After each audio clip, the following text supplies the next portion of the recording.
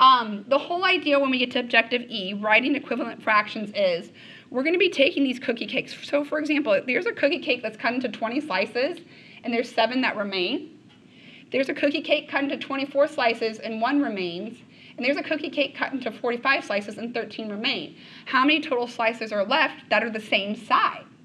And so what we would have to do is we'd have to cut each of these cookie cakes into 360 slices.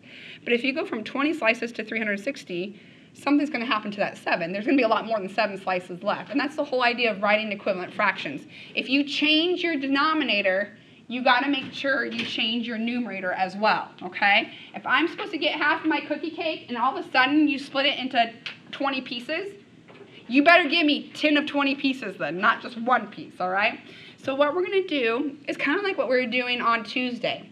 We asked ourselves, what did we do to the bottom? Because whatever we do to the bottom, we have to do to the top. So what did we do to 8 to get over to 56? But multiplied by 7, right? 8 times 7 is 56. So that means I took each of my slices that were cut into 8, and then I cut them into 7. So now I have 56 slices. So guess what I have to do to the top?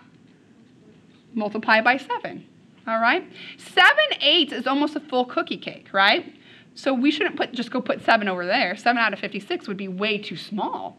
So what we're going to do is we're going to do 7 times 7, and we're going to get 49, okay? These are called equivalent fractions. Basically, if you take 49 over 56 and you reduce it, you'll get back to 7/8, okay?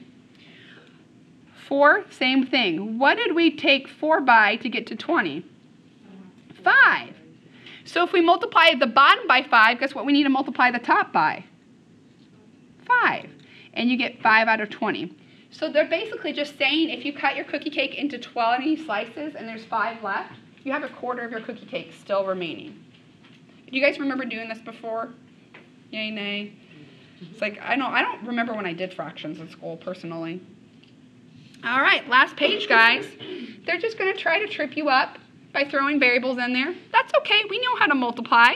What did we multiply 7 by to get to 42? 6. So guess what we have to multiply 3x by? 6, okay. What's 3 times 6?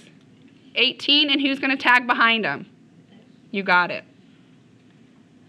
Ooh, this is interesting. What do we do with 4? Is he a fraction right now? No, so how do we turn him into a fraction? Put him over 1. So what did we do to 1 to get to 6? We multiplied by 6. So guess what we need to do to 4? Multiply by 6. What's 4 times 6? 24. Do you guys agree that 24 divided by 6 is 4? So it's the same. We haven't changed the proportion. We haven't changed the amount. But we've made it look like what we want. It's now cut into 6 slices. Okay? So if we had 4 full cookie cakes, and then we said, hey, we want to cut each of these cookie cakes into 6 slices, how many slices do we have? 24. We have 6 here, 6 here, 6 here, and 6 here. All right, last one. Again, trying to scare you, but it's not too scary. What's 4 times what gets you to 36? A 9. Do you guys agree that the x's match? Right? So we don't need to worry about the x's. The x will stay in x. We don't need to worry about it. We just took 4 times 9 to get to 36. So what are we going to do to 9?